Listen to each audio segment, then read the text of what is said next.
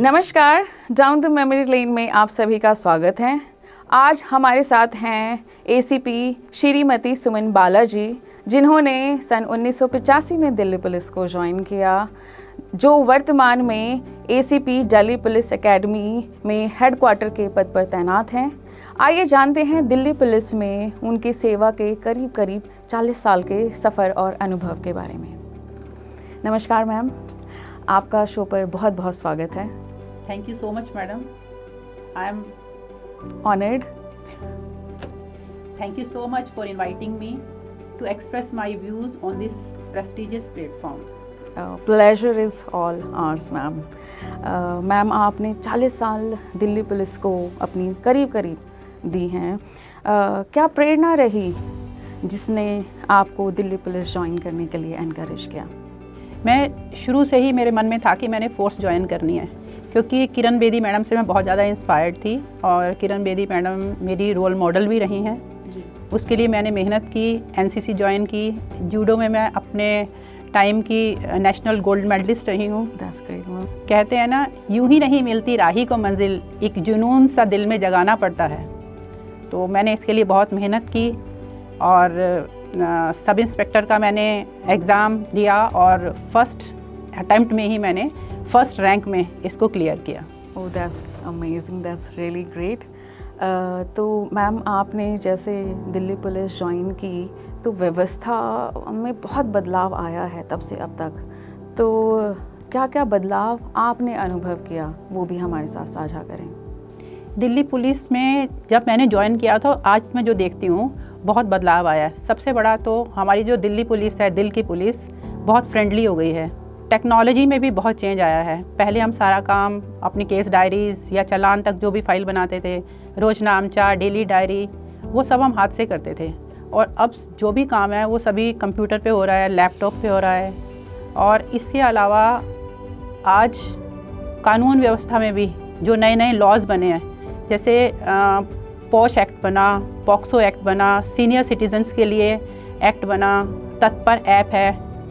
इस तरह से हमारी टेक्नोलॉजी में बहुत ज़्यादा चेंज आया है। इसके अलावा सबसे बड़ा चेंज हमारा 2023 में जो न्यू क्रिमिनल लॉ बना, उसमें जो पहले आईपीसी, सीआरपीसी, एविडेंस एक्ट होता था और अब वो हो गया भारतीय न्याय संहिता, भारतीय नागरिक सुरक्षा संहिता और भारतीय साक्ष्य अधिनियम।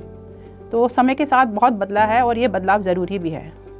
जी मैम, आप मैम एक लंबे समय आपने CAW सेल को भी दिया है। जब आप इंस्पेक्टर के पद पे तैनात थी या आपका प्रमोशन होने के बाद भी आपने CAW सेल में अपनी सेवाएं दी हैं, तो वहाँ का आपका अनुभव कैसा रहा? What was your learning of the social value, जो प्रॉब्लम्स फीमेल्स को फेस करनी पड़ती हैं, जो फैमिलीज़ जो गो थ्रू होते हैं?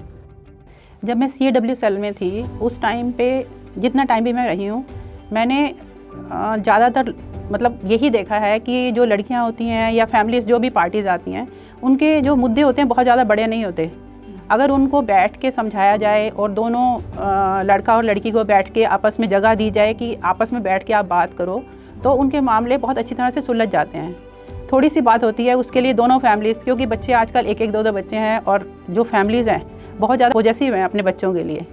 तो उसमें अगर हम उनको समझाते हैं, तो मैंने अपने टाइम में भी काउंसलिंग करके बहुत लोगों के घर बसाए हैं और आज भी कभी मेरे को मिलते हैं तो वो हमेशा मेरा थैंक्स करते हैं।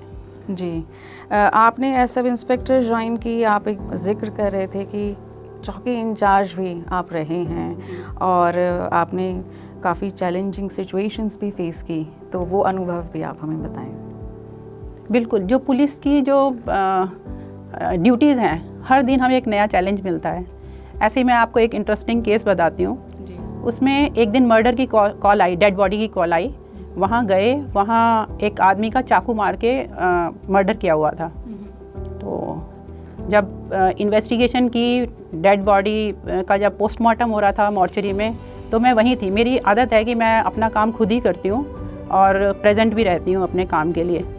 तो डॉक्टर साहब ने मेरे को बताया कि इसके 28 चाकू मार रखे हैं और एक चाकू इसकी बगल में भी मारा हुआ है।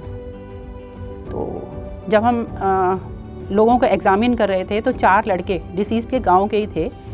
उन्होंने उस टाइम पे उसमें से एक लड़के ने बोला कि इसने हमारे चाचा का मर्डर किया था डिसीज ने, और उसके बगल में भी चाकू मारा हुआ था। तो मुझे वो डॉक्टर साहब की बात और ये दोनों लिंक कर गई, और उनको हमने थोरोली एग्जामिन किया और वही क्रिमिनल निकले। चालान फाइल किया फिर हमने कोर्ट में। आपने जो बीइंग अ फीमेल, एक चैलेंज हमारे लिए हमेशा होता है कि हम केयर टेकर भी होते हैं, we are the provider for the family. तो प्रोफेशनल फ्रंट को और पर्सनल फ्रंट को आपने कैसे मैनेज किया? मेरी प्रोफेशनल लाइफ और पर्सनल लाइफ दोनों को मैंने बिल्कुल अलग रखा। जो मेरी प्रोफेशनल लाइफ के मेरे कुछ भी टेंशन होती थी या स्ट्रेन होता था, स्ट्रेस होता था, उसको कभी भी मैं घर पर नहीं लेके गई, और घर की जो भी इमरजेंसी होती थी उसको मैंने प्रोफेशनल लाइफ में कभी हावी नहीं होने दिया। मेरे हस्बैंड बहुत ही कोऑपरेटिव हैं, मेरे mother in law, father in law, उन्होंने मेरे बच्चों को बहुत अच्छे से पढ़ाया, बहुत अच्छे संस्कार दिए। तो मुझे मतलब ये लाइफ मेरी जो दिल्ली पुलिस की थी, पर्सनल लाइफ को प्रोफेशनल लाइफ में कभी भी मैंने इफ़ेक्ट नहीं होने दिया, और बहुत बढ़िया रही मेरी लाइफ। जी, तो कहीं ना कहीं family plays very important role for anybody to success. Yes, यहाँ मैं ये भी कहूँगी कि जो हमारे बुज़ुर्ग होते हैं, हमें कोशिश करनी चाहिए कि हम लोग, जैसे आजकल न्यूक्लियर फैमिलीज़ हैं, उसकी बजाय हम लोग अगर इकट्ठे मिल के रहते हैं, तो हमारे जो बुज़ुर्ग हैं एक पेड़ की तरह हैं। अगर वो हमें फल नहीं दे रहे तो हमें छाया देते हैं वो। हमारे बच्चों के लिए सुरक्षा भी होती है, क्योंकि हम ड्यूटी पे होते हैं, तो हमारे पास हम पीछे कोई केयर टेकर या गैजेट्स के हाथ अपने बच्चों को छोड़ के जाने से ज़्यादा बेहतर है कि हमारे जो भी बड़े हैं हम उनकी छत्र छाया में उन्हें छोड़ के आएँ। तो हम जी, पोस्ट रिटायरमेंट आपका क्या प्लान है मैम? पोस्ट रिटायरमेंट का मेरा विज़न बिल्कुल क्लियर है। मैंने खुली जगह में जाके रहना है और ऑर्गेनिक खेती करनी है, और आसपास के जो लोग होंगे उनको ऑर्गेनिक खेती करने के लिए एनकरेज करना है। और इसके साथ साथ मैं ये भी चाहती हूँ कि मैं किसी को एजुकेट करूँ, और जो कुछ मैंने सीखा है मैं दूसरों को सिखाऊँ। जी, आपको जो है president's medal for meritorious service 2023 से भी नवाजा गया है, उसका भी थोड़ा सा अनुभव आप हमें बताएं। जी, ये सफ़र मेरा बहुत अच्छा रहा। 2023 में मुझे अगस्त में president medal for police services मिला, और उसमें मुझे माननीय राष्ट्रपति श्रीमती द्रौपदी मुर्मू जी से मिलने का मौका भी मिला। तो इससे बढ़िया तो क्या हो सकता है। जी जी बिल्कुल। जो हमारी प्रेजेंट जनरेशन ऑफ ऑफिसर्स हैं उनके लिए आपका क्या मैसेज होगा मैम? जो जनरेशन हमारी प्रेजेंट है, जो चीज़ें मैं अपने ऊपर लागू करती हूँ, मैं चाहती हूँ कि मैं वो शेयर करूँ आपके साथ में। जैसे जो भी नई जैसे टेक्नोलॉजी आ रही है, ये जो भी नई चीज़ें हैं उसको हमें सीखते रहना चाहिए जी। दूसरा, हमारा जो गोल है उसको हमें हाई रखना चाहिए हमेशा, और उसको अचीव करने के लिए हर संभव कोशिश करनी चाहिए। तीसरा, सेवा की भावना ज़रूर होनी चाहिए। कोई भी पीड़ित हमारे पास आता है उसको अच्छे से सुनना चाहिए हमें, और उसकी मदद कानून के दायरे में रह के हर संभव मदद करनी चाहिए।